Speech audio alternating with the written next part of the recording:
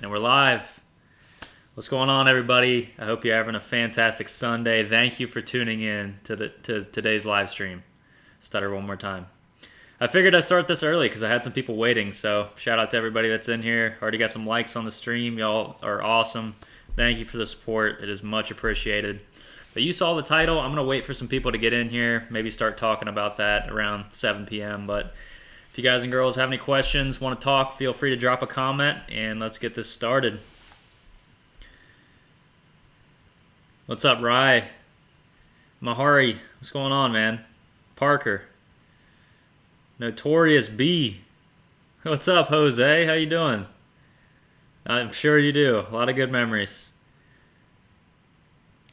Thayron says, when I was 4, I had a TTR 50 and a KTM Mini 52 smoker. Nice.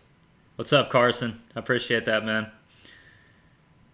Thayron says, now I'm a Pro 85 GNCC racer. That's what's up. What's going on, everybody? What's up, Jake? Grip it and rip it. What's going on? Can't wait for the live stream. Best of luck for your healing your left leg. Yeah, I appreciate that. Slow and steady. I'll be back next spring. Home Brick Brothers. Somebody says, Senator Bennett says he's 13 and he buys, fixes, and flips dirt bikes. Hey, that's awesome. I respect the hustle, man. Keep at it. Don't be selling anybody lemons, though. Nobody likes to get ripped off. What's up, Brody? I'm doing all right. The leg's about the same as the last live stream, to be completely honest. I don't have any update as far as the range of motion. I might have gained 5 degrees, but it's pretty slow process. I do have an appointment with my surgeon next week, so hopefully I'll get some good news. Who knows? But I doubt it. I don't think he's going to be very happy with the progress, but it is what it is. I can at least start putting a little bit of weight on it. So, what's up, Nick? Yeah, I'm doing all right, man. Getting by. Hey, what's up, Will and Gove? What's going on? What's up, Mars? Oh, yeah, absolutely. I'm still uploading dirt bike content, though, man. I have a bunch of awesome videos coming up soon, so that's been nice. Not missing a whole lot, to be honest. I'm just going to miss a few rides here and there. It's winter anyways, so it is what it is. Just spend time working on the channel, getting things in order, and hit it hard with the riding next year. Hey, thank you, Rylan. Home Brick, I appreciate that. Hey, injuries do suck. Hey, thank you, Dennis. I have no affiliation with Fox, man. They need to get on here, start sending some products out. I gotta wait for Mr. Aaron to get in here. So, Aaron, if you're in here, drop a comment down below. We're gonna start out with a little unboxing. So, I don't know if you're in here yet, but drop a comment. Do you have a KTM 250 or a 125? I got a 250 XCW. I actually have 2 of them in here right now. What's up, Tilly 2 Wheel? Shout out to Mr. Tilly. Oh, hell no, man. If I got $1 from Fox, I'd be pumped, but that's not the case. Plus, man, this jacket was cheap. This Fox, after like washing it one time, this little emblem started to peel off, so I had to super glue it back on there. So no, I ain't getting no love from me. How's my leg? My leg's all right. About the same as the last stream, to be honest. Haven't made a whole lot of progress, but it's a slow journey. You know, I just got to keep pushing it, keep bending that thing, and who knows? I might have to get a manual manipulation, but we'll see. You have a lot of money in gear. Yeah, for sure. I got a lot of money in gear. Fox, too. So I got some Fox gloves, helmet, chest protector I've had forever. A few other Fox things, some goggles, but yeah, I got a lot of Fox stuff. Tilly's out there in the boondocks. He says his internet connection sucks. I gotta send a text really quick. Don't mind me. Make sure Mr. Aaron's in here.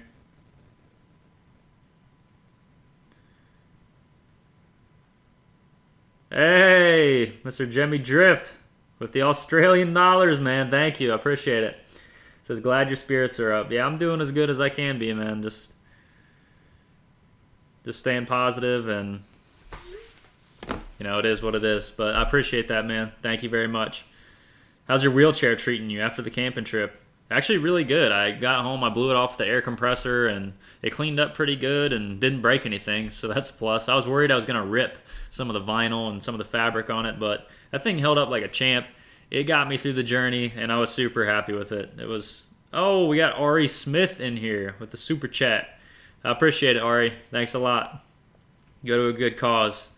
I'm getting kind of screwed around with insurance right now. I have to set some things straight this week, so hopefully I won't be in the hole too bad, but we'll find out. Oh, there he is. He goes, "Are you live?" Yeah, I'm live. Gotta get in here. Here, Tilly's back. Somebody says, "I'm starting on a 2003 XR100 and I'm 15. Well, that's a good bike to start on. That's a bike that you can have forever, honestly. I still enjoy riding XRs. Would you consider a lemon challenge with Tilly and CO? Who's CO? That's my question. But yeah, absolutely. We've been planning to do that for a long time. We were actually going to do a $500 street bike challenge and go off-roading with street bikes. We were each going to find a street bike for $500 or less, maybe allocate like $200 for like some mods or stuff like that to get some dirt tires on there, just a bare minimum, and do an off-road journey, maybe at like Wayne National Forest or something like that, and see how far we can do different challenges. So that'll definitely happen at some point. I don't know who is going to be with at this point. Definitely Tilly. Hey, what's up, Aaron? All right, so before we get started, we got about 9 minutes left until 7, where I got to start talking about the topic. But we're going to start out today's video with a special unboxing. So shout out to Mr. Aaron May from all the way out in Colorado, the lovely state of Colorado. I've got this monstrosity of a package here. Can't call it a box. It's pretty interesting. It's fragile. It says, "Please handle with care." So I've been waiting for a while to open this thing up. I wanted to do it on video, so let's open this thing up and see what we got inside. Oh my gosh. I want to make sure I don't cut anything that shouldn't be cut. It's definitely a wall hanger, whatever it is, which I'm super excited for because I don't have a lot of stuff on the walls in the shop, really. Oh yeah. Oh yeah.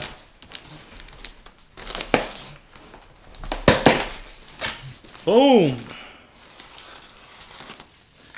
What's up, what's up, what's up? Yeah, Tilly's down for the challenge. Uh-oh. It's coming! Almost. Had to make sure this thing didn't get damaged all the way from Colorado. This thing's got a nice frame, too. Holy crap. Yes, guys, I'm struggling. Go ahead and laugh at me in the comments. I'm trying, all right? I'm trying. Trying to be gentle here.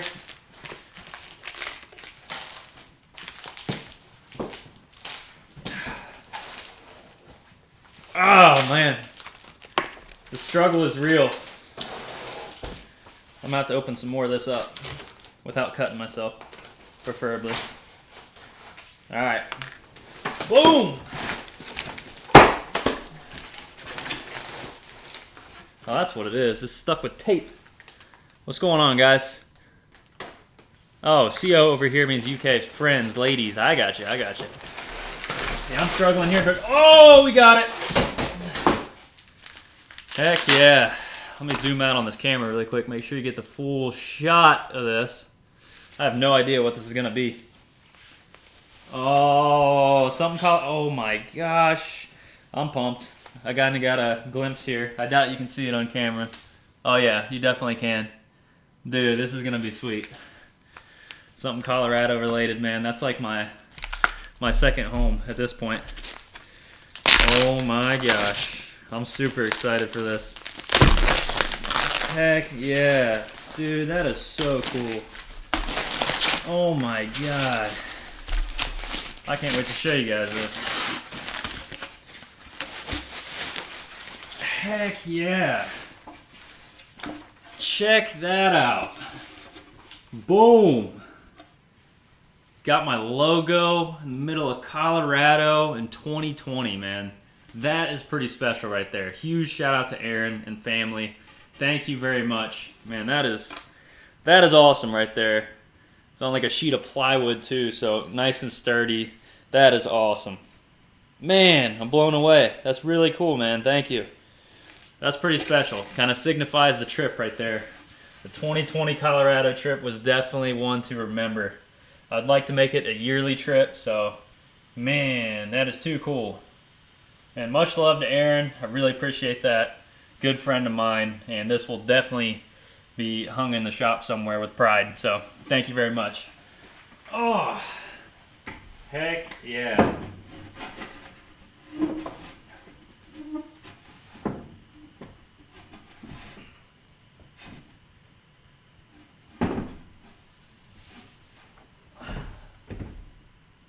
I don't want that thing falling down on me.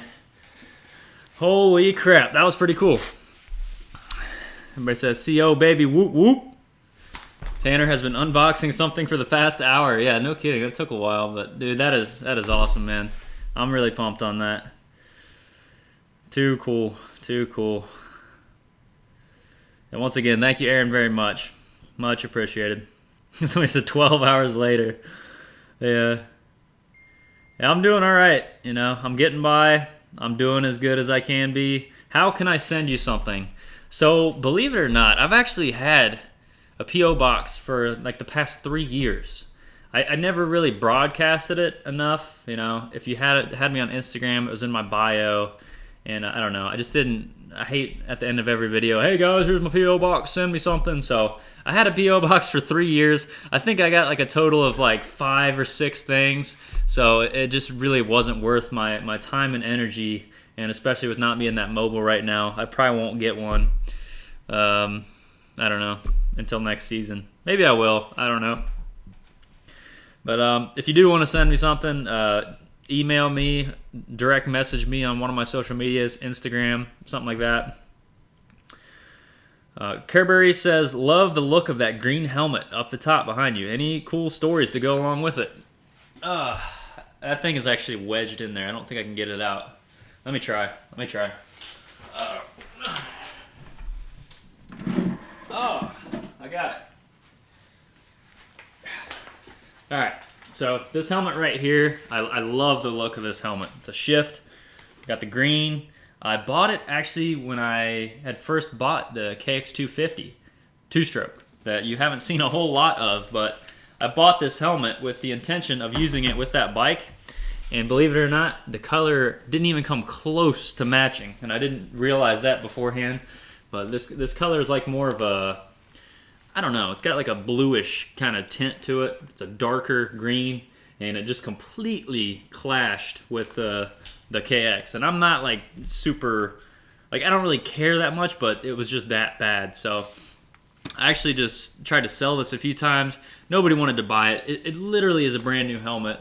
So I ended up giving it to my dad when I gave him the KDX. And the KDX plastics are like brand new, so it matches a little bit better. So that's the story on this helmet, and I bought it and it's sat for years, but it's an awesome helmet. I've got it hooked up with a battery. I mean, it's got a full motovlogging setup, and Senna's hooked up, and everything's ready to go. Hey, Jemmy Drift, I appreciate that. Like this. It's easy to send whatever. Boom. Hey, I appreciate that. Much appreciated, man. Thank you, thank you. Hey, what's up, Mototech? How did you save up for your dirt bike? So, I think it's about time to get in the topic of today's video. So, how did I get into riding motorcycles? I've been riding my entire life, and honestly that starts out with my parents. They introduced me to riding dirt bikes at a very young age. My dad had grown up riding dirt bikes and motorcycles his entire life, as well as a lot of his family. Not so much on my mom's side.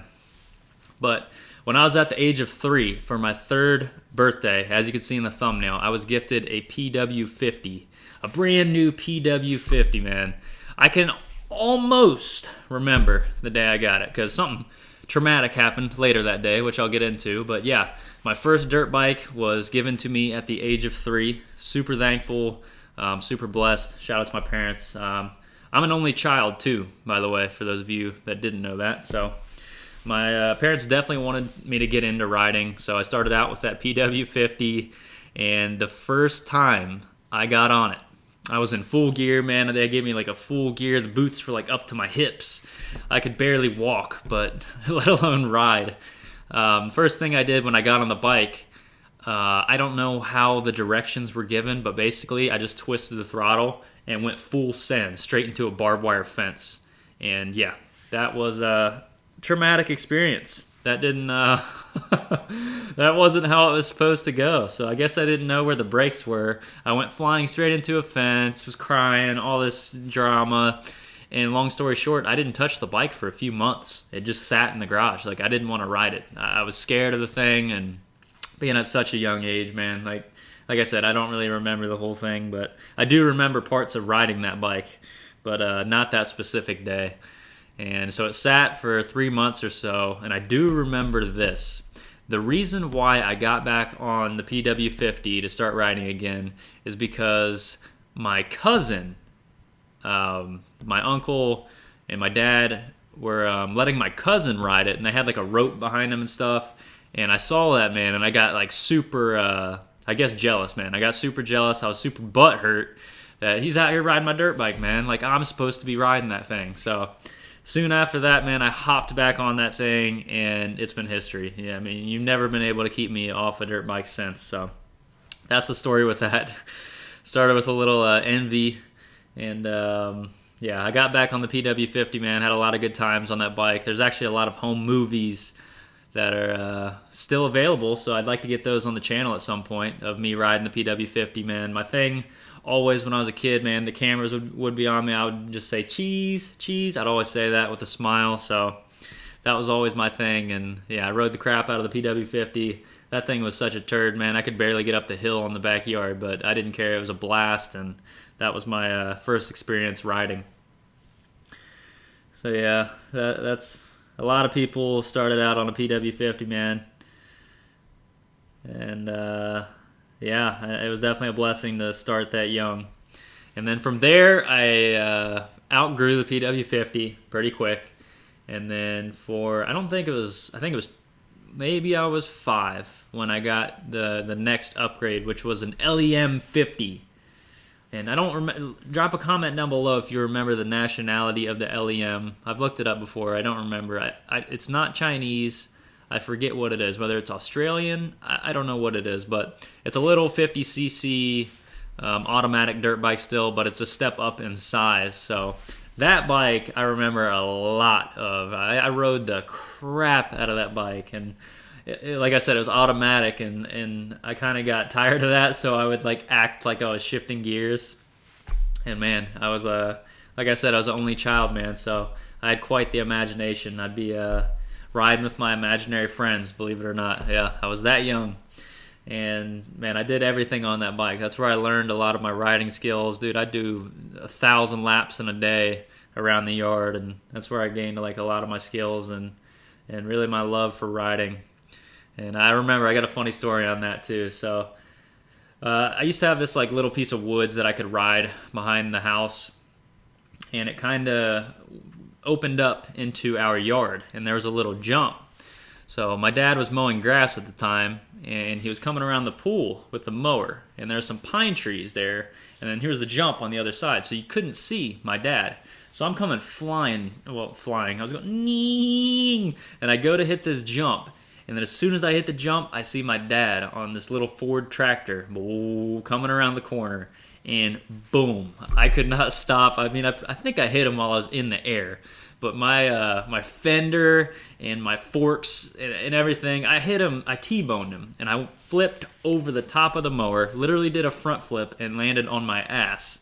And the first thing that I remember, man, I was like, Dad, is the mower all right? Is the mower all right? I was just worried that I hurt the mower. And then the next thing was the bike. Of course, my dad was just freaking out thinking I got hurt or something like that. But I was fine. I was just worried about the machines, man. That's normal to this day. I was just worried about the machines. And unfortunately, the little LEM, the forks got bent and they compressed down. Like they got bent so bad that they got stuck down. So my parents actually had to order new forks for that bike, and so I couldn't ride for a while after that. But I don't think I did any damage to the mower. But that was interesting. Like I said, a lot of fun times on that bike, a lot of good memories. I remember that was my first motocross track that I ever went on, was on that bike. And yeah, I was never too big into the motocross. I just liked riding for fun. So let's see. Somebody said Savage. Oh man. No, I don't know about parts matching, but I don't know what the LEM was. Italian, yeah. Somebody says Italian. Let's see. XL80 here, baby, for the first bike. Started on a KLX 110L, XR70, CR85. So my dad was always a two-stroke guy. He's the guy that got me started on the two-stroke. So I never really had a four-stroke growing up at all. Always two-strokes. Every single bike that I've ever had has been a two-stroke, and he's just, always preferred the two-strokes, the ease of maintenance, the power. He just always preferred the two-strokes. So like I said, I was riding the LEM for a while, man, having a lot of fun, and I outgrew that. I mean, I'm 6'4" now, so I was growing like a bean sprout, man. I just kept growing. So after the LEM 50, it was time to start shifting some gears. And I think this was another birthday of mine. We had gotten rid of the LEM 50 at that point, and boom, I came out to a beautiful KX 65. I'm not sure what year it was, but this thing was awesome. I loved it. I loved the green. I loved everything about it. I was a Kawasaki fan right then and there, and that was the first bike that I'd ever have to shift. So I remember this vividly, getting my first little lesson in the front yard there on how to shift. And I mean, literally within like the first few tries, I learned how to use the clutch, and boom, I was off ripping through the power band around the yard, man. And that bike was fast. That was a little fast bike. That was a lot more wild than the LEM. So the KX65, man, I have a lot of good memories on that bike, just ripping that thing, doing my first real wheelies, because I don't think the LEM had enough power to wheelie.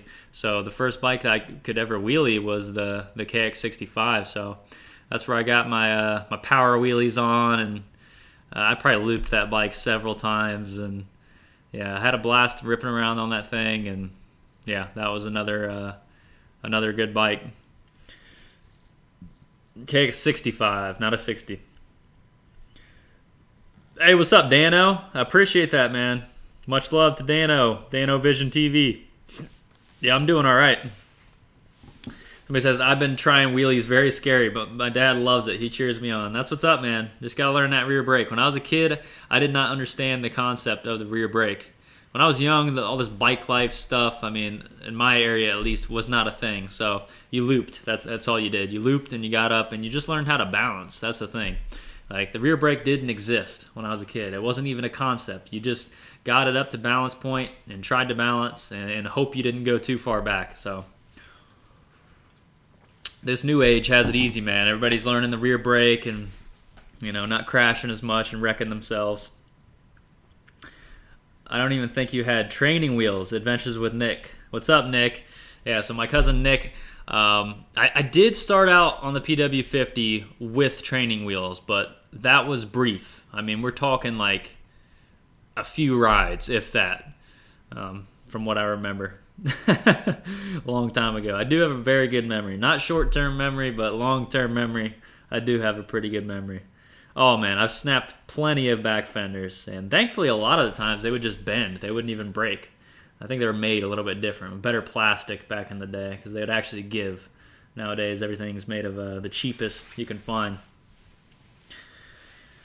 Oh man, a lot of good memories for sure. So the KX65, ripped the hell out of that thing. I don't think we put a top end on that. Maybe we did, but once again, I grew out the KX65. It became more of a pit bike, and it was time to move up. So this next bike was my favorite bike of all time. To this day, man, I loved everything about that bike, the size, the power, and that was the KTM 85 SX. So yes, that was actually the first KTM that I ever had, was the 85.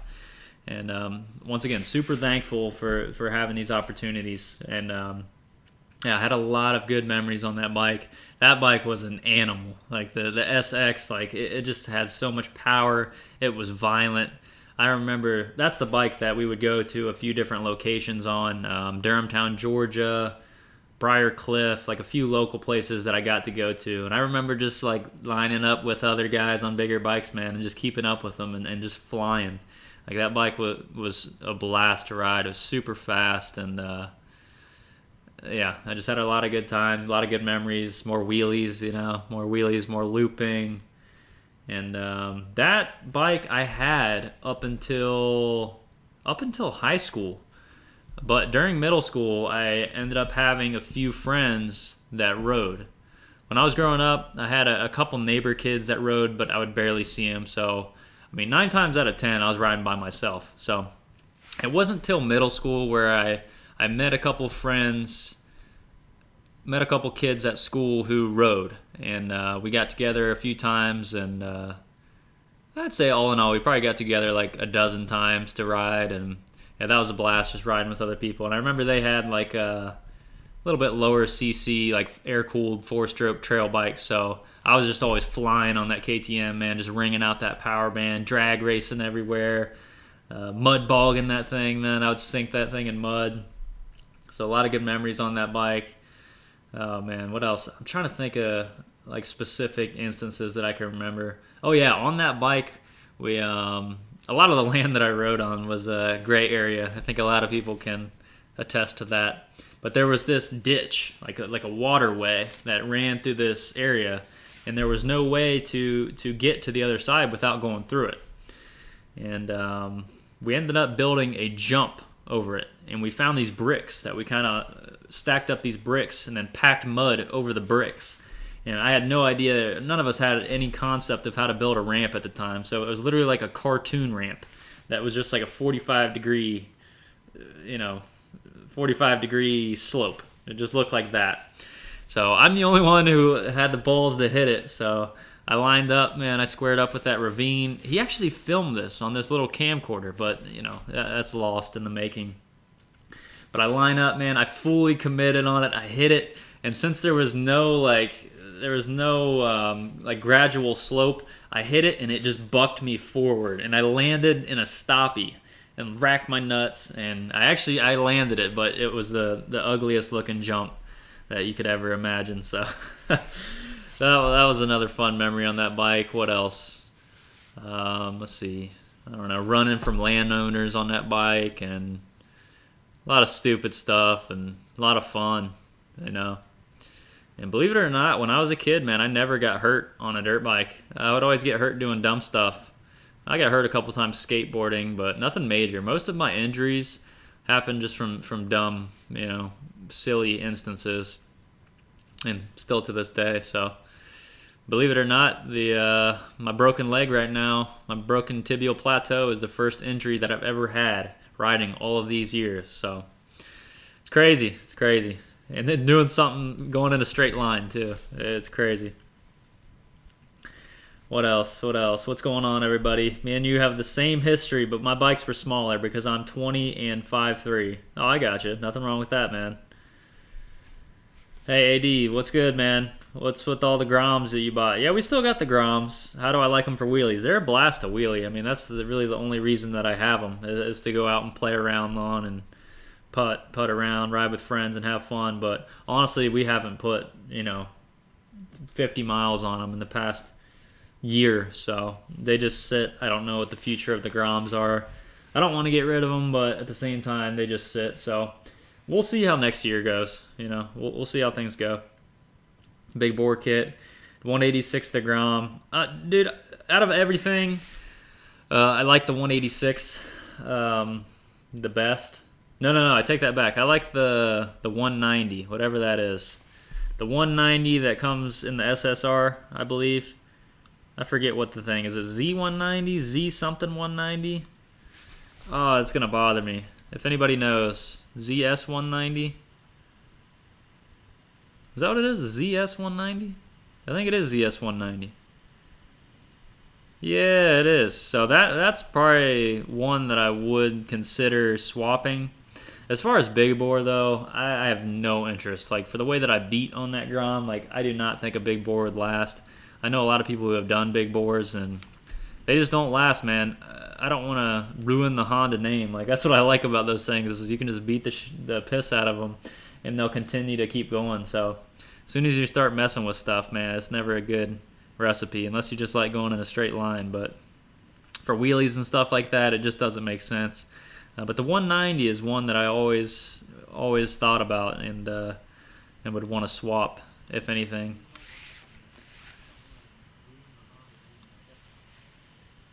He says he has the ZS 190 on the clone, 5-speed. Oh, that's a bummer. What's a bummer? I'm thinking about dirt bikes, man. That's awesome. I forget the Grom is a 4-speed. I'm in the dirt bike world. That's cool, man. That'd be awesome. Yeah, 5 speeds. That'd be a huge difference.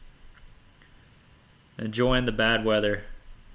Yeah, it is what it is. You know, it's starting to get cold here. That's why I went out and did that camp out the other night. It's because that's the last like decent night that we had in the forecast. I mean, it got down to like 30 degrees the last. I think it was last night. No, it was 2 nights ago. It got down to like 30 degrees. So it's on the downhill slope, and we're heading towards winter. Mike C asked, "Are you still getting a side-by-side?" So as of right now, that is the plan. I just need to get the KTM sold. I need to sell a few things, and like right now, man, I still can't bend my leg to 90 degrees, so I really wouldn't want to even ride in one yet. So as soon as I can get my leg to 90 degrees and I can start putting a little bit of weight on it, then I'll think about riding something, but I still got a little bit of time to figure things out. I do need to get the KTM sold. The KTM is going, as well as a few other things. I have somebody potentially buying the KX250, so yeah, I do plan on getting a side-by-side or a four-wheeler. I'm still stuck between the two, kind of leaning towards the 50-inch side-by-side just to be able to take diesel and another passenger. How dare those kids not be your friend in elementary? Yeah. I'm still friends with a few of those kids. Shout out to my buddy John Clark. Thing does 85 miles an hour. Damn, that's nuts. Hey, bro, just bought a KLX 110L. What's your thoughts on those guys? I've owned three of them, I think. 3 or 4. I love the 110L. Now that I've rode that CRF 125, I would never buy one again, just because I like the bigger size. But at the end of the day, that's not really a pit bike, you know, to most people. But I'm larger than normal. I'm 6'4", with a 36-inch inseam, so it's always been awkward for me to ride the 110s. But I do like them. They're awesome. They wheelie, like they're super. The L's are super top heavy, so those things like you barely give it gas and it's just gonna wheelie. So they're a blast, man. I'm sure you'll love it. And yeah, they're fun little bikes, Mr. Senator Sean. Plane ride Ethan. Training for the Erzberg Rodeo next year. Any advice? Hoping to catch top 20. Yeah, my advice is just to keep endurance training.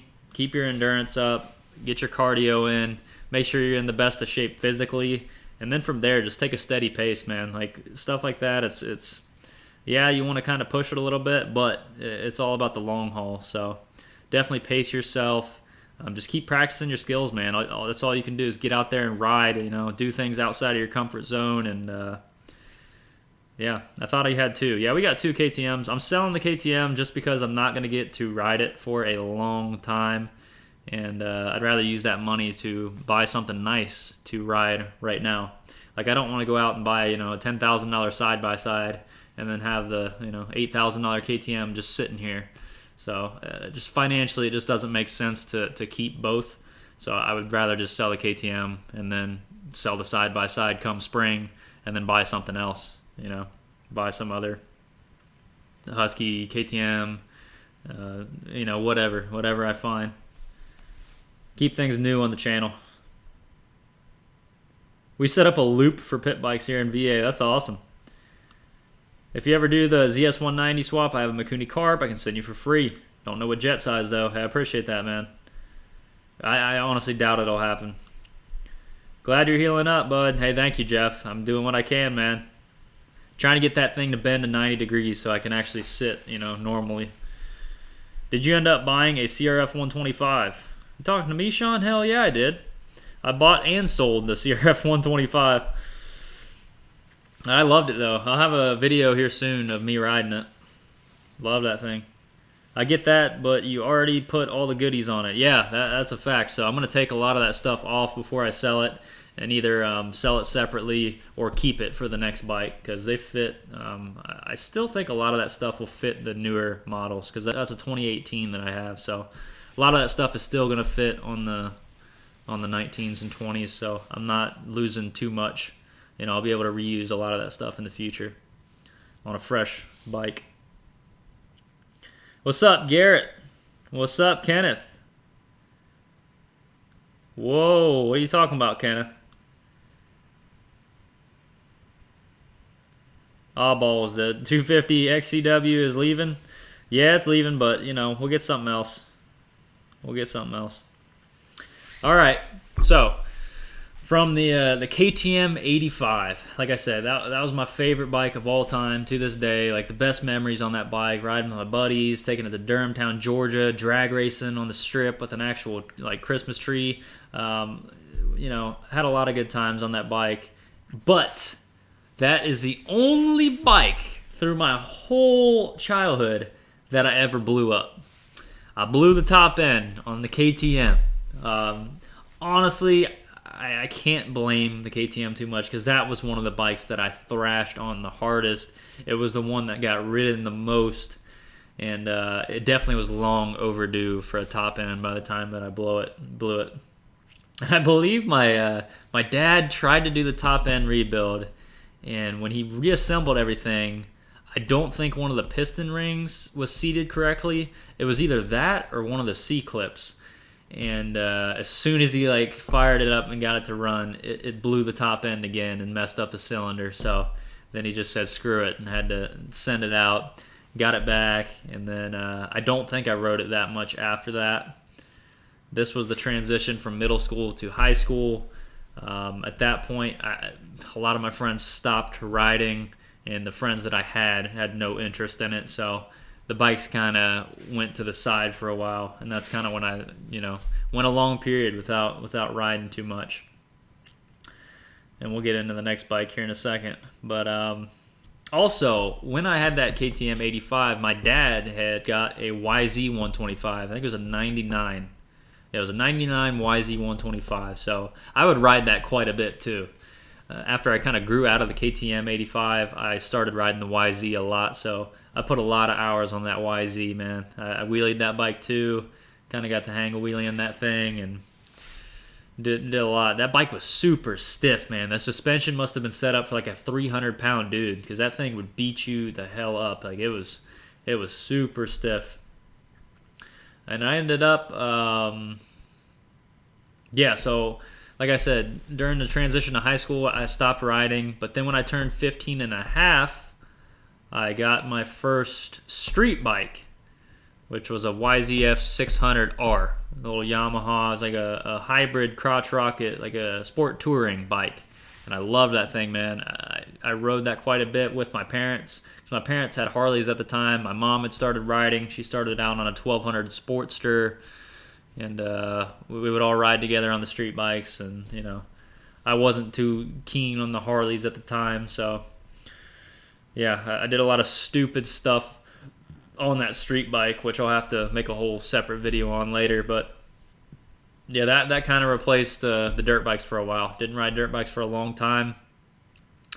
And then high school ended, and I started watching a lot of YouTube videos about dirt bikes, and I got the itch again. So I started watching a lot of pit bike adventures, like OG Baker X Derek, man. He'd go on those pit bike adventures and stuff, and even like the early Fool Again. Like I really wanted to get a pit bike, and I saw I think Lee Stewart at the time. I think it was Lee Stewart that had the KLX 110, and I knew I wanted the KLX 110L. And so I started looking, and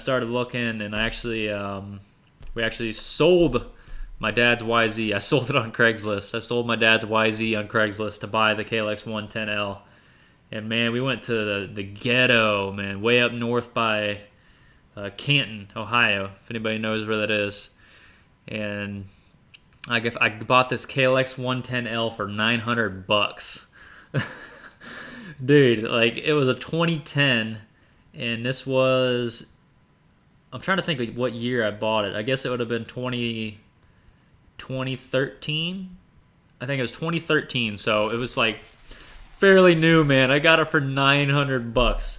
I don't want to say that that bike was stolen, but there's a good possibility that it was. This was like one of my first big deals, I've done by myself. So I was new to the game, new to the whole title, having titles for things. And he said he had a title for it, but somehow I was just so excited to get this bike at the time that I forgot to ask for the title in person, and he never gave it to me. So after the fact, I asked him to mail it to me, and of course that never happened. But the KLX 110L, it was kind of clapped out. The shock was blown out, and other than that, man, I had a blast, and that was my first foot back in the door to dirt bikes, and ever since then, man, I've been riding, all the time. Ever since that, it got my, what am I trying to say? That's just what got me back into it, man. Riding that KLX 110, having a blast, doing a few mods to it. Just had a lot of good times on that bike.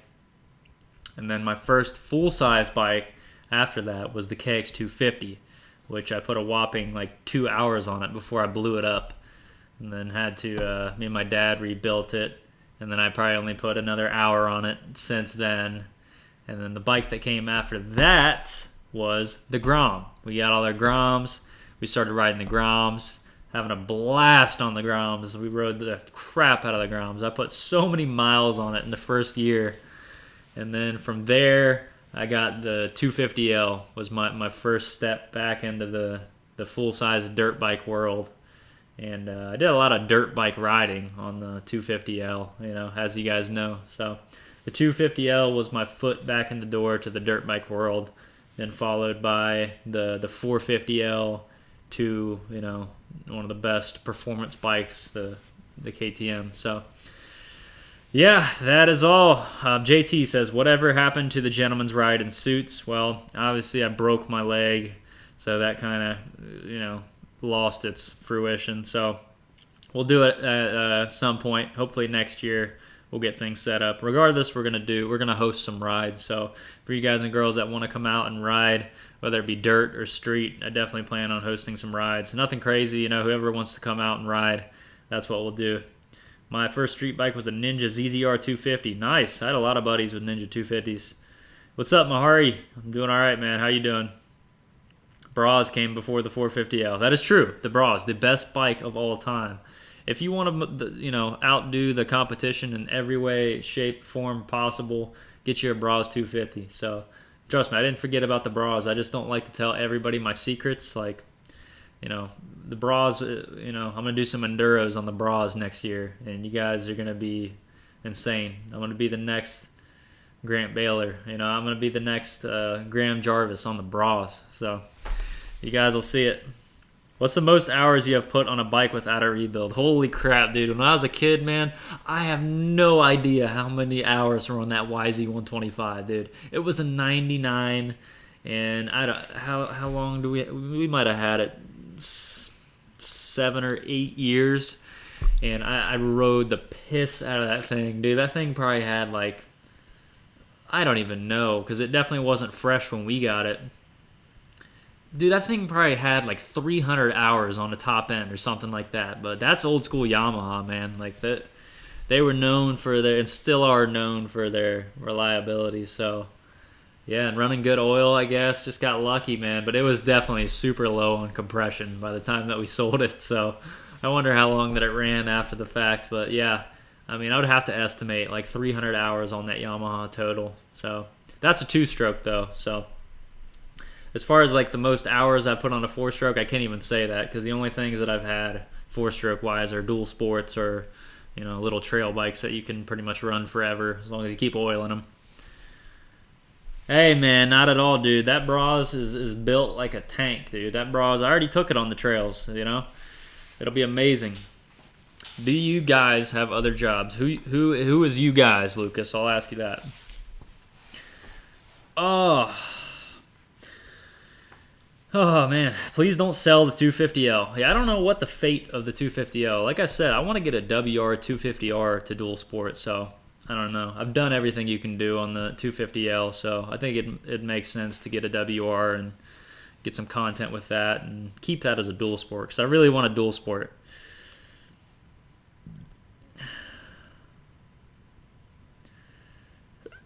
My dad's friend exploded a 450X one time out at Kenny Meadows. Dude just left it there. Dude, I've always thought about that. Like, if I had a bike that I didn't care about that much, man, just strap it to a tree somewhere, kind of like a relic. We thought about doing that with the $500 street bike challenge. Like, if one of us blows up, like, deep in the woods somewhere, like, we're not going to pay to get it recovered. So we might just, like, chain it to a tree and just have it, like, as a relic and a memory. Environmentalists will love that. Yeah, guys, that's pretty much the full story on how I got into riding and how I got back into riding after high school. So, yeah, as of right now, man, I love everything about riding. No, I don't street ride as much. I do plan on doing some dual sporting and stuff like that. But honestly, the street just doesn't. It's boring to me sometimes. I like exploring, so exploring new areas and stuff like that. But just riding in a straight line on the highway and going down roads, it's just boring to me. It gets boring, especially the risk of other drivers and stuff like that. And I just know so many people who have died, on street bikes and lost limbs and stuff like that. So, and plus, man, I like being out in nature, like out in the woods. So that's when dirt bikes really took over, man. It's just like the best of both worlds, and like the legality of it. You can do whatever you want in the woods. You can't do that on the street. Like, me, I like to do my wheelies and do all that stuff on the street and stuff like that. So that's all illegal. It's only a matter of time before you're going to get caught, ticketed, whatever. And really just depends on, the risk versus reward, And, there's going to be people that say, like, don't stop, stuff like that, Trust me, guys, I've been there, and at the end of the day, it's not worth it to me. So that's why I like riding dirt bikes so much more and spending my time off-road, in the woods, in nature, just because that's what I like to do. So... yeah, Tilly says, yeah, street is boring. Dirt is so much fun. Yeah, there's so much more benefits, Also, exercise, It's a great form of exercise. It's a far better way to have fun with friends because you actually stop and talk to each other and you can have conversations out in the woods rather when you're on the street. I guess if you have the Senna now, but it's just not the same, man. It's just a different type of brotherhood out there riding in the woods and the challenges that you face, and it's just a whole different level of fun. So I encourage anybody that's in here who doesn't ride dirt bikes or hell even ATVs for that matter to get out there in the woods, man, and give it a try and have some fun. Actually, for anybody that's in here, drop a comment down below if you don't ride dirt. That's why dual sport bikes are the best, on and off road. I agree. Dual sports are awesome. Street is fun. I have an SSV 650. Dirt is best. I like drifting on four-wheelers. Too much to ride on the streets, except on the ground. It's also nice not getting tickets. Yeah, that's what I'm saying, man. It's awesome to be outdoors, man, and to be free. Do whatever you want. And the trails, dude, that was my fault. I should have put the red Loctite on instead of the blue Loctite on that caliper bolt. It actually is fixed, though. We did a video on that. The BRAAAP is back. I need to get a battery for it, though. The battery, oh, man, the battery box is, like, tiny. It's for this specific battery that, of course, comes from China, which the batteries are junk. So I have to modify the battery box to fit, like, a more common-size battery that's actually going to last. Other than that, man, it's good to go. The BRAAAP is ready to go. Maybe I should sell everything that I own except for the BRAAAP. I'm talking sell everything I own except for the BRAAAP. Sell all my tools, because when I'm on the BRAAAP, I won't even need tools anymore because the BRAAAP will never break. So why would I need the tools?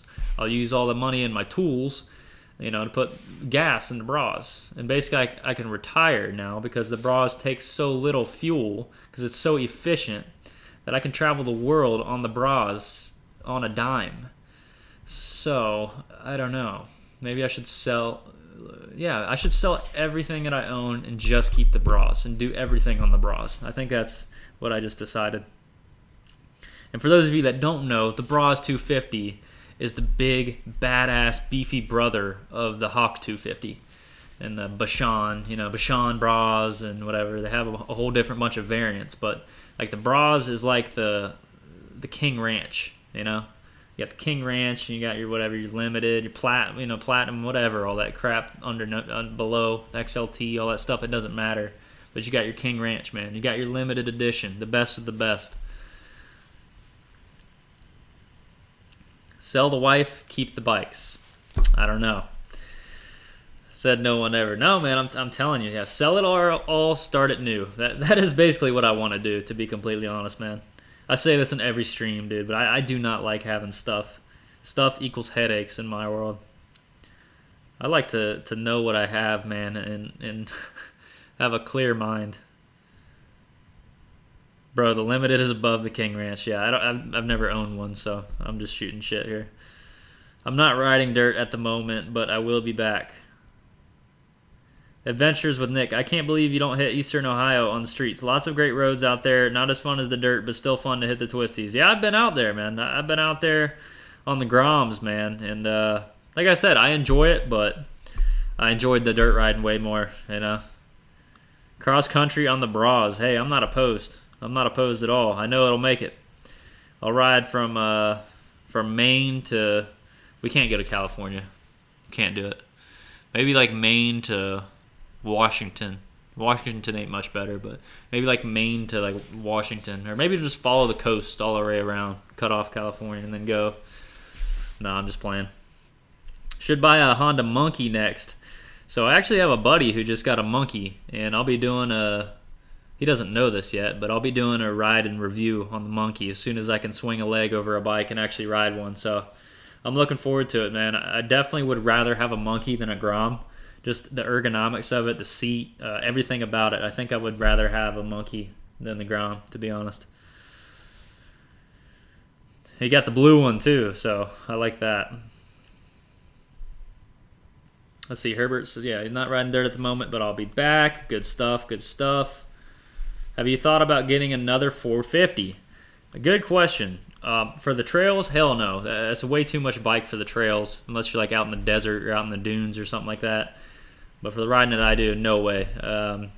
Would I like to get like a 450 or 500 dual sport in the future? Yeah. I wouldn't mind having like a KTM 500 for a dual sport, but I think I would rather just go WR 250R just for the reliability, to be honest. 90% dirt, TCH a bot. Dirt only. Sweet. Aaron, yeah, man, need to get you into dirt. Keep you fit too, absolutely. Justin, not riding at the moment, but want another bike soon. Yeah, you got to get you one. I only like the stock seat of the Monkey. The rest is ugly to me. I mean, to each his own, man. That's just classic Honda nostalgia, and I just like it. I just like it, man. It's more set up for the dirt too, you know. The Groms all got all those fairings and everything in the way. Like I like how sleek the Monkey is, you know. It just doesn't have all that crap all over it, all the plastic, I should say. But yeah, I would definitely like to get a Monkey and turn it into like a little scrambler off-road build, put some knobbies on it and go. Snooper Moto says, I got cash. Oh, yeah. Good one, man, good one. Why did you sell the 450L? The 450L sold because it was a $10,000 bike that I was not happy with. You know, it just didn't suit my riding style. Everything that I tried to do on that bike, it didn't work out. That was after I didn't dual sport as much, so I wasn't using it as a dual sport. I was using it as a dirt bike, and that's like, you know, trying to use a wrench as a hammer. It just doesn't work that well for what I was trying to do with it, and I wasn't willing to dump another $2,000 in performance mods just to get it to run right, you know, the Vortex ECU, the exhaust, some of the desmogging stuff. Like, I just really wasn't into it, man. Hey, what's up, Jemmy? Oh my gosh, much appreciated, man. Thank you, thank you, thank you. He says, buy a truck. If you can fit it all in there, then you get to keep it, like I did. Well, except the cars, lol. Yeah, man. I don't know what the future of the AD rig is going to be. You know, the Tesla camper. We're going to have bigger toys, so we're going to need something to haul it with. So I have something in mind. I can't really say anything yet. You know, I can't say anything yet, but hopefully sooner than later, I will reveal the next AD rig. But thank you, Jemmy. I appreciate you. Can vouch for both the WR450 and the KTM 500 EXC. Both incredible, reliable bikes. Good to hear. Hey, what do you suggest for 4-stroke in Colorado for a taller guy? Oh, man. Honestly, dude, I would just start with the WR250R. You know, get you the best of both worlds. That's a really tall bike. The WR250R has a really tall seat height. So yeah, I would get a WR250R. They're not on the cheap side, you know.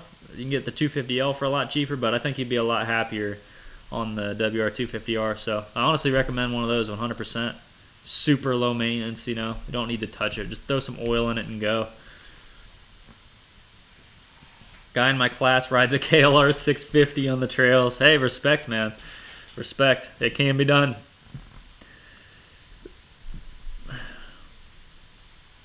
I rode my XT350 to off-road parks. Rode all weekend, rode at home on Sunday morning and back to work. Dude, that's awesome. That's what it's all about, for sure. 52 and want a side-by-side. I do have a four-wheeler now. Tilly, we're going to buy horses and pull horse buggies. Yeah, absolutely. I'd like to do a horse ride. Dude, I would love to own a horse someday, to be honest. I think I said that in the last stream, but yeah, I've always wanted to own a horse. Just a lot of work, man. A lot of work, and they live quite a long time. Let's see. What else was I going to say? What were we talking about? Oh, somebody asked me what kind of side-by-side that I was going to buy. And I'm very limited because I do want a 50-inch side-by-side. I know they're not the best. I know they're prone to rolling over, but a lot of the trails that we ride on are super narrow, and I'm just not going to be able to get the side-by-side, a bigger side-by-side into any of those locations. So there's no point, you know. I'm not buying it to ride by myself.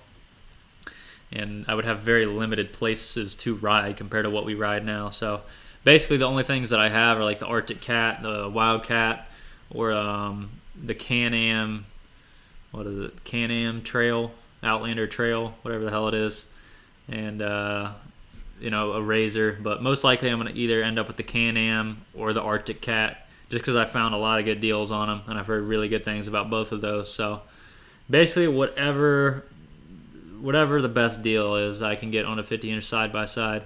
I'm still not completely over the four-wheeler. I wouldn't mind having a four-wheeler. The thing about it was I was hoping to take diesel along with me, and on a four-wheeler that just it doesn't work that well, and it's kind of dangerous. So I would much rather have him in a side-by-side and on some of the adventures. So I think I will get hey, that's good to hear, William. He says Wildcats are amazing, absolutely rip. Yeah, so I think I'll probably end up with either the Wildcat or the Can-Am, the Maverick Trail. That's what it is. But yeah, I think I would rather have the 50-inch over the ATV for now, at least. But you know, like I said, whatever I get a good deal. Can-Ham, go Arctic Cat. Yeah, I've heard a lot of good things about the Cats, so I wouldn't mind getting one. What do you think about 125 two-strokes? They're a blast. They're super fun bikes to ride. You always got to be in the power band, man, ringing them things out. So they're super fun bikes to ride, but they can also be really hard bikes to ride, like on the trails and stuff like that, just because you constantly got to be feathering that clutch to keep it in the power band and stuff like that. So not for me anymore, but I wouldn't mind having one as like a third bike or something like that. But as far as like a daily trail rig, no. But if you're on a motocross track and that's what you like to do, then yeah, it'd be a blast. Or just like to rip around some country fields or something. That's what I did on mine back in the day. So, or my dad's, I should say. A little 800, 900 side-by-side would be fun. Tanner and I could go do a dual vlogging ride. Yeah, exactly, dude. That'd be hilarious, seeing me and Tilly. And then, dude, them things are like, having two people on one of those 50-inch side-by-sides looks so cramped. So I think that would be hilarious. But yeah, I just need to get the KTM sold to get the funds and finances in order. Then I'm going to get a 50-incher. So yeah, I just need to get plastics for the KTM. I don't want to sell it in its current condition. It doesn't look the nicest with the plastics that it has on it. But other than that, I mean, it's still got low hours, and I will include some of the parts here and there. So whoever gets this KTM is going to get a really nice bike. So I just need to get, like I said, I need to get plastics for it, shine it up, make it look nice, list it. I'm sure they always sell so fast. So I don't think I'll have too much trouble selling this one. Then I'll use that money to get a 50-incher and go from there. Hey, Jaden, you know, someday, man, we'll make it happen. Like I said, I plan on hosting some rides and stuff like that, so we'll see. Traded my 125 SX on a 2019 450 FX. There you go. I think that's the RX, Sierra 450 RX. Can you give me some wheelie tips? Even when I pop my clutch, I can't get my front wheel up. I can only get it up in first doing a power wheelie. How do I keep it up longer? Well, what bike are you on? Number one. Number two, I mean, dude, you just got to keep practicing. If you can get it up at first, you need to get it up. You just need to work on dumping that clutch. So if your bike doesn't have a lot of power, I would probably bump it up into second gear. I would rev it up almost as high as it can rev, and then dump the clutch. But work your way up to that. You don't want to put yourself on your butt. But basically, you just got to start practicing getting that front wheel up. You know, practice it a million times, and then start bringing it back a little bit more.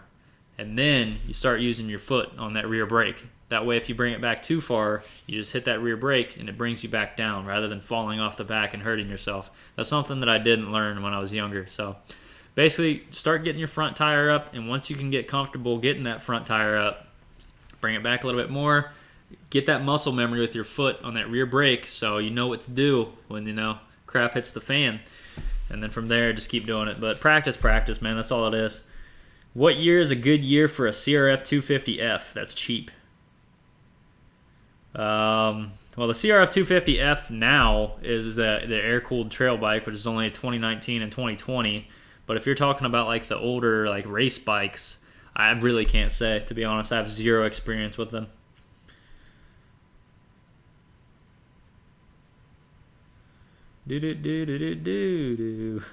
Yeah, Keller. Lex was on a. Oh no, he says, "Do you think I can handle a CRF 230F?" Oh yeah, absolutely. Like he said, the 150 RB is more powerful than the 230F by all means. So yeah, the 230F would be a great starter bike. They're fantastic all around bikes. Hey Jamie, he says, tell him to use the blue pill if he can't get it up. Yeah, I might have thought about that, but I didn't want to say it. My sister saw me power wheelie one time, so she banged rev limiter on her XR80, dumped the clutch, and flipped. Man, that's gnarly. I figured my uncle has the 230, told me he'll give it to me, but he said that to start on a 125, 150, but I'm too big for that. Yeah, the 230, man, that'll be a good bike for sure.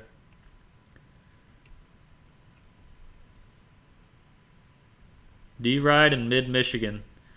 No, I did enjoy riding in Michigan though. We rode in Manistee National Forest. I love that place, and I want to go to Bundy Hill. That's on my list. So if you've ever been to Bundy Hill, let me know of your experiences. Get a four-wheeler and a side-by-side. Hey man, you're gonna have to start watching more videos, man. Hitting that like button, dude. If that's gonna happen. I could get a older four-wheeler and a side-by-side, but I really want a nice side-by-side. I don't want anything I'm going to have to work on anytime soon,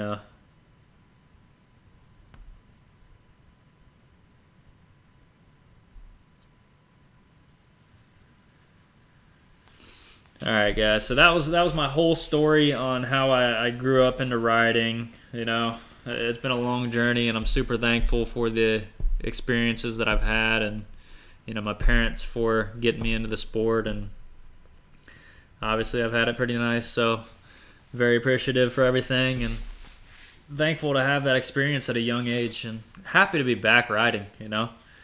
Super bummed that I'm not riding right now, but that's part of life, man. It was bound to happen eventually. Just got to heal up, take care of my body, and do everything that I can do to get healthy and back riding as soon as I can. I'm looking forward to it. I'm itching every day to get back on the bike. Trust me.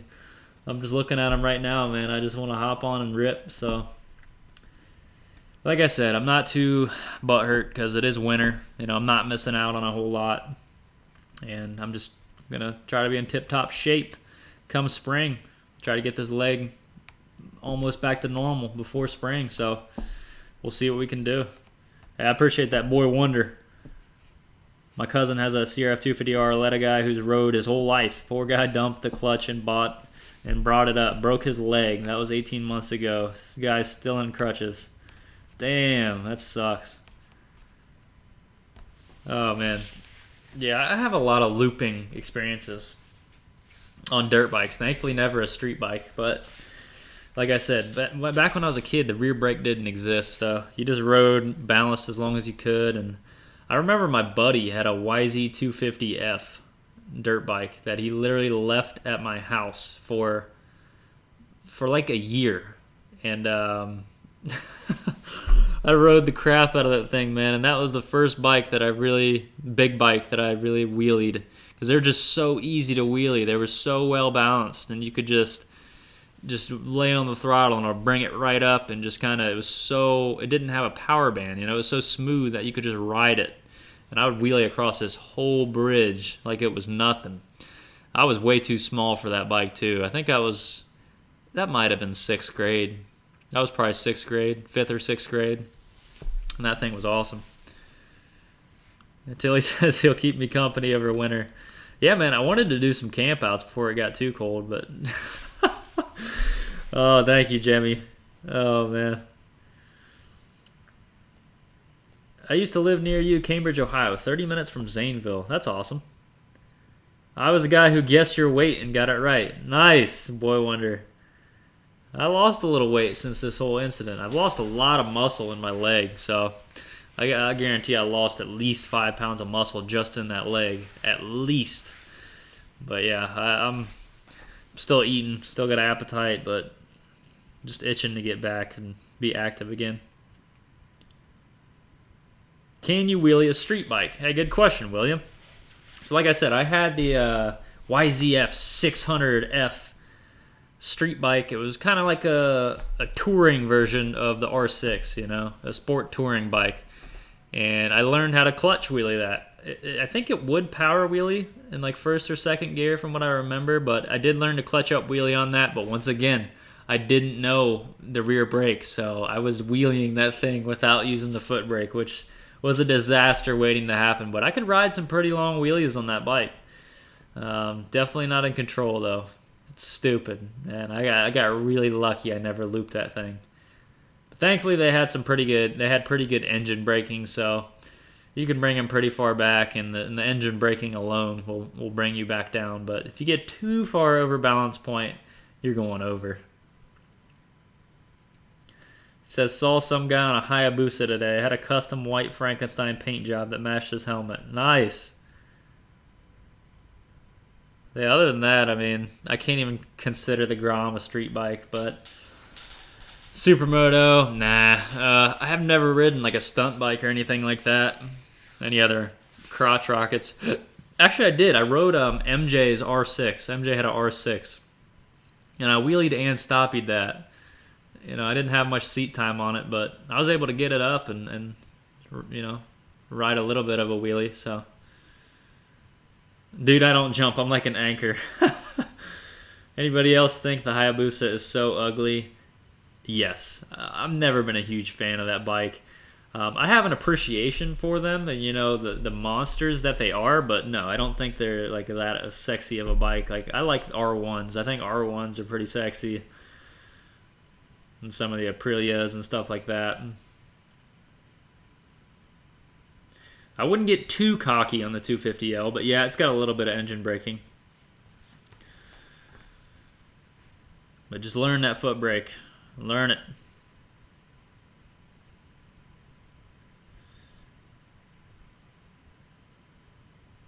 Thank you. Good question, Mr. Moto Tech. BRAAAP it out. Tilly, did you repack that KDX exhaust yet? He goes, yes, BRAAAP, it sounds good now. I will be the determining factor of if it sounds good or if it still blows my eardrums out. I think my eardrums are still ringing from the last time that I rode with Tilly. Dude, that bike was so loud, man. I actually have a pipe up here for a green bike that we're going to install at some point, but you got to walk first, you know.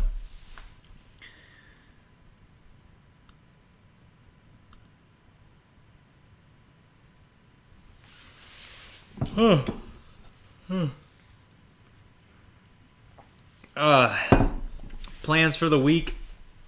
Just keep editing videos. I have a couple Colorado videos coming that I think a lot of people are going to enjoy. The first one I uploaded is 10 minutes, and it is the most beautiful views that I've ever witnessed. We were literally riding on top of the world, above the clouds. Like, we were so high that you could see the rolling clouds, like how fast the clouds were moving because we were just so far up there in the wind. That was awesome. Like looking down to your left, like it was straight cliff. Of course, the GoPro flattens a lot of it, but still some super beautiful views. And yeah, man, just some of the just bucket list stuff, man. It's just like it literally was like a dream, riding in a dream.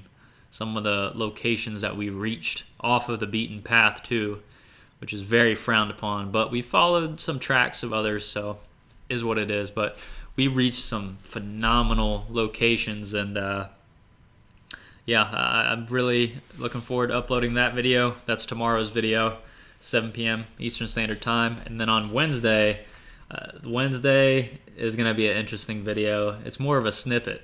I haven't uploaded a video like that, I don't think, ever on the entire channel. Mosquito. Boom. Die.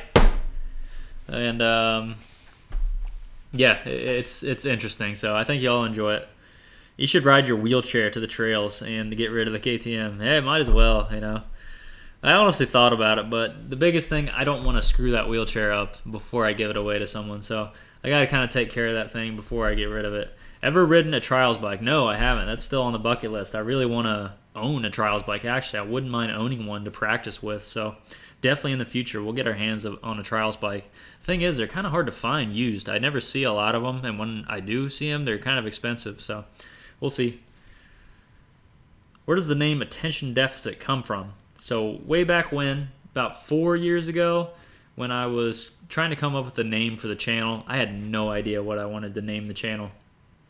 I was just thinking, man, I had so many different interests at the time and still to this date that I had no idea what direction I wanted to take the channel. You know, it started as a fishing channel, then it went to a skateboarding channel, and then finally it went to a motorcycle channel. So I couldn't come up with any kind of name that encapsulated any of that, and I just had so many other interests in life, and not many things could keep my focus, man. I bounced all over the place with different interests and stuff like that. So that's kind of where like the ADD and like the randomness, I wanted a name that like encapsulated randomness. So I did come up with like a couple names that revolved around random, but I just wasn't happy with them, and I was just like, Attention Deficit, man. Like that's pretty much sums up my life. So that's how I came up with Attention Deficit. I mean, I get a lot of questions to this day, but that is the reason. Is just because of all the randomness, the short attention span, like all that stuff. Like definitely live the life of an ADD.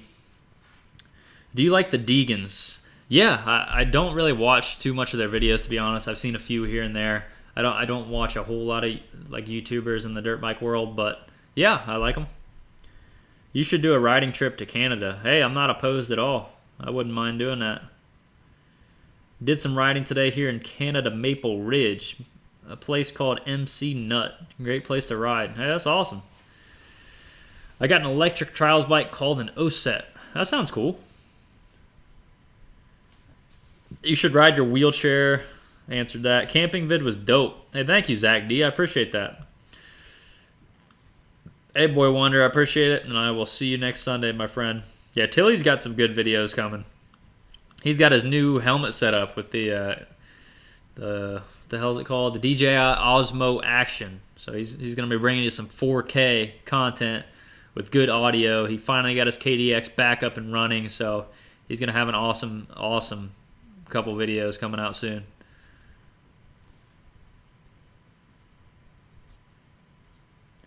Hey, thank you, Careberry. I appreciate it, man. Thank you. Hope you all have a good week as well. His new YouTube name is going to be Four Wheeler Guy. Nah, get out of here, man. Not happening. I know you'd like that, but it's not happening. DRZ 400S or CRF 250L? That is a hard one for me to answer. I've ridden both. I've owned both. And to me, I just enjoyed the 250L more off-road. I don't know whether it was the mods that I have done to it, my riding style. I prefer the fuel injection. I prefer the way the 250L feels. I just feel that the 250 carries the weight better. I think it carries it lower than the DRZ. The DRZ has always felt top-heavy to me, and therefore it just feels heavier overall. They're both heavy bikes. The DRZ is heavier from what I remember. But the 250, I just always felt better riding the 250 off road than the DRZ. I don't know why, you know. I was always under the impression that it felt better in the dirt. That's all I can go by is feel. And just the fuel injection, man, I love it. I love it. Trade in your person, get a dude. That's opposite, man. You got training wheels. Trade in your training wheels and get you a man bike. CRF 250X or 250 XCW. Man, that is two different bikes on the opposite end of the spectrum. I can't really answer that. That really depends on your riding style. Diesel's doing good. He's in here somewhere. Deez.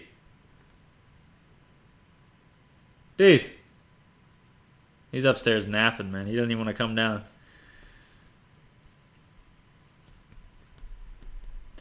But yeah, guys and girls, it is 8 o'clock. I appreciate all of your time. Thanks for coming in here, hanging out, listening to me talk. Adventures with Nick still in here, man. I appreciate it. Love you, brother. He says, don't forget to smash that like. Yeah, drop a like on the stream. Appreciate it. Thank you for all your time, energy, comments. I hope y'all are doing what you want to be doing in life, having a good time, enjoying time with others, and making the best out of things. It's been a weird year. 2020 got the best of me. It broke my knee, but you know what? Is what it is. You can't sit around crying and complaining about stuff, so set out to do what you want to do and put in the effort, man. I'm going to do everything that I can to get this leg to bend. I'm going to put it in a vise and just make it bend, you know, if it doesn't bend. Maybe I'll fall on purpose and make it bend. I don't know. But this thing's going to bend, and I'm going to be riding something. Let's see. What date is it right now? It's October 18th. So I want to say we'll just say by December 1st. I'll give myself another month. So by December 1st, I want to be riding something. That's my goal. December 1st, I want to be riding something. Four-wheeler, side-by-side, dirt bike, I don't know. I want to be riding something. Bicycle, I don't care what it is. As long as it's got wheels, man, I'm going to be happy. But that's the goal. So hopefully we're doing wheelies by Christmas. It broke your knee, but will never break your spirits. That's a fact, man. You got to keep pushing. I appreciate all your time. Thank you for the super chats. Jemmy Drift, I mean, everybody, thank you very much. It's much appreciated. At this point, it's just going to be going to medical bills, so got to love the American medical system. Woo! Nah, I love America. Tanner, one question. Do you miss your CRF 450L in any way? No, not at all. Just too expensive for what it is, and I could spend a lot less to do the same thing. Yeah, I won't mess with it too much, man. I'm to the point now where my bone itself is very good. I just have a lot of scar tissue that healed. Like, my leg is healing, like, straight, like all my muscles and stuff, so I just got to rip through all that scar tissue, and it's a lot more painful than I thought it would be to get it to stretch out, so is what it is, man. Just got to push through the pain and get it going. You can ride the one wheel on December 1st. No, that thing's getting sold. One wheelers are getting sold. Don't go stir crazy, Tanner. Hey, David, I'm trying not to. It is hard, trust me. It is a mental battle just as much as physical. Thank you, Rye. Thank you, Mototech. I appreciate you, man. Y'all hit that like button with your purses and meet back here next Sunday. Get out of here with the purse talk, man. Downey, thank you. As always, Mike, Kelly, TCH, Nick.